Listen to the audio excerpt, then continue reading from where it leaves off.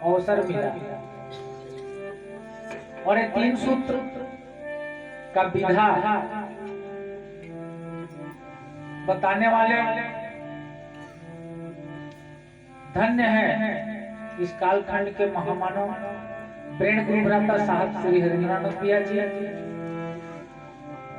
ममतामय शक्ति स्वरूपा दीदी नीलम आनंद जी, जिनके मार्गदर्शन में हम सभी भाई बहन आज तक चले।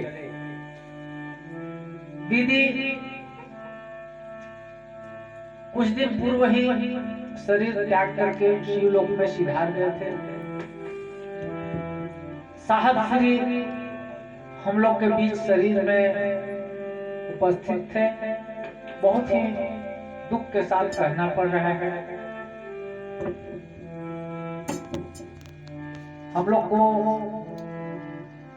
जहां समझ में नहीं आता था, हम लोग फील्डों में चलते हैं, सब जगह जगह शिव गुरु का चर्चा करने, एक दिवसीय महोत्सव हर जगह जाते हैं।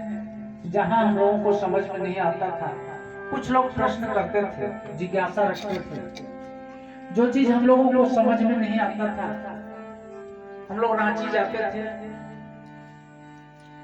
और साहब के चरणों में इस बात को रखते थे कि साहब क्षेत्रों में हम लोग के बीच ऐसा जिज्ञासा आता है, आपका दया हो तो समाधान कर दिया जाए। साहब सारे समस्याओं का समाधान करते थे। आज बहुत ही बड़ा दुख का बात है, साहब या दीदी शरीर में हम लोग के बीच नहीं रहे। हाँ, एक बात है कि हम लोग कहीं भी शिव गुरु का चर्चा करेंगे, जहां भी शिव गुरु का चर्चा होगा, वहां साहब दीदी आपके साथ हैं, रहेंगे, लेकिन शरीर में नहीं। अंतर इतना ही है, शरीर में नहीं रहेंगे, लेकिन शिव गुरु का चर्चा जहां भी हम आप करेंगे, साहब दीदी अवश्य वहां उपस्थित रहेंगे ही रहेंगे। इसमें किसी प्रकार का दो मत का बात नहीं है।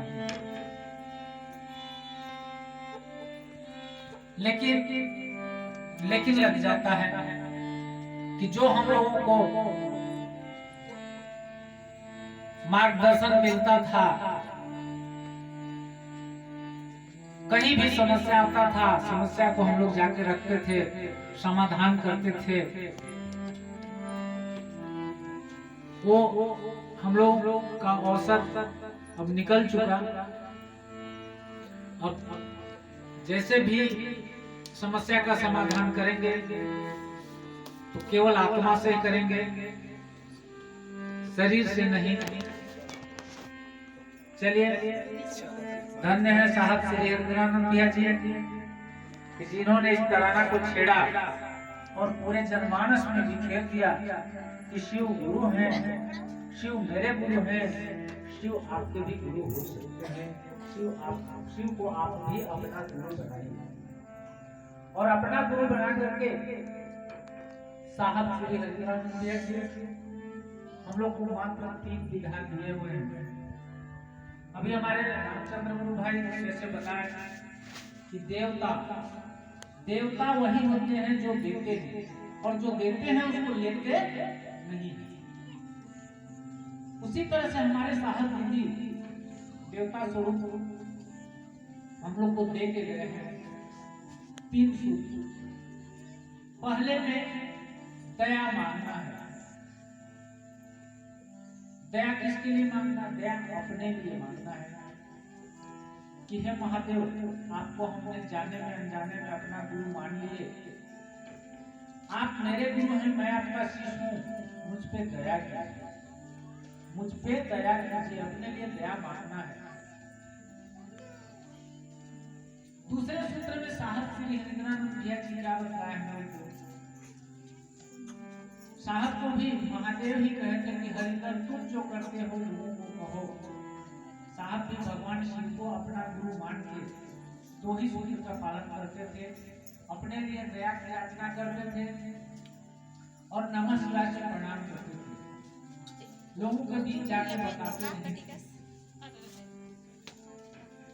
लेकिन महादेव के आदेशानुसार साहब क्षेत्रों में लोगों को बताना समझाना प्रारंभ किए कि शिव मेरे गुरु हैं, शिव आपके भी गुरु हो सकते हैं, शिव आपके भी गुरु होंगे, आप भी शिव को अपना गुरु बना करके और अपने गुरु शिव से दया मांगते देखिए। शिव दयालु हैं, दया के सागर हैं, दया करते हैं। उसी बात को हम लोग को साहब कर रहे हैं कि लोगों के बीच जाकर के बातचीत कीजिए भगवान शिव के बारे में, तो सारा संसार जानता है, लेकिन वही भगवान शिव गुरु हैं, गुरु स्वरूप की बात में लोगों को जाके समझाइए, ताकि वो भी व्यक्ति भगवान शिव को अपना गुरु बना ले। अपना खाली समय में हम लोग जरूर बात करके हो, बात ना करके अपने गुरु शिव के बारे में बातचीत करेंगे तो महादेव बहुत ज्यादा दया करते हैं और दया करेंगे। तो अपने गुरु शिव के बारे में चर्चा करना, बातचीत करना।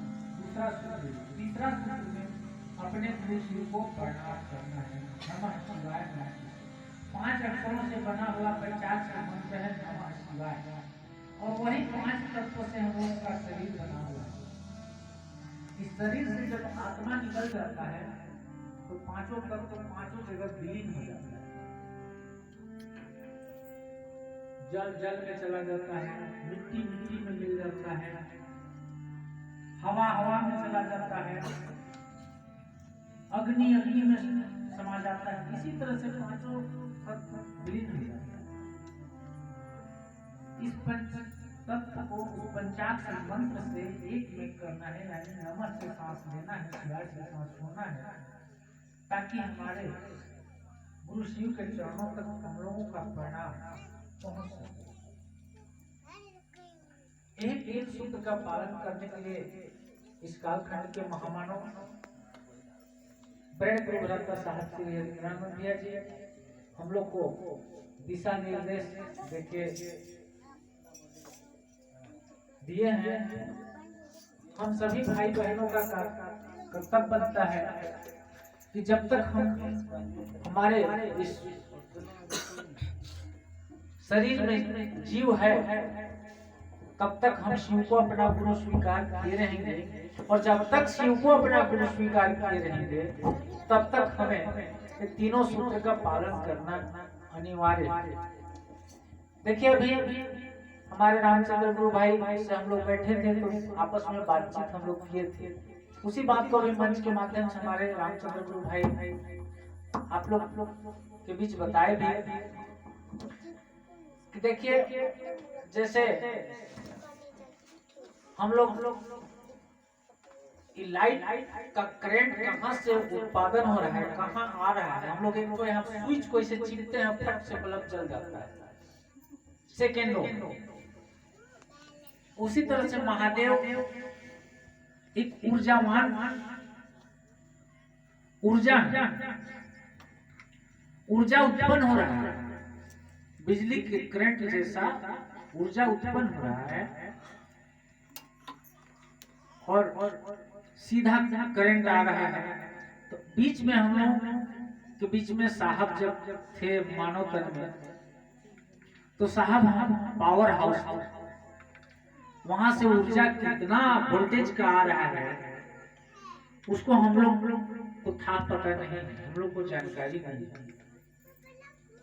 साहब पावर हाउस की तरह उस ऊर्जा को कम आ रहा है तो भी उसको बढ़ाते थे, ज्यादा आ रहा था तो घटाते थे, और संतुलित मात्रा में सुचारू रूप से संचालित करके सभी गुरु भाई गुरु बहन तक ऊर्जा पहुंचता था।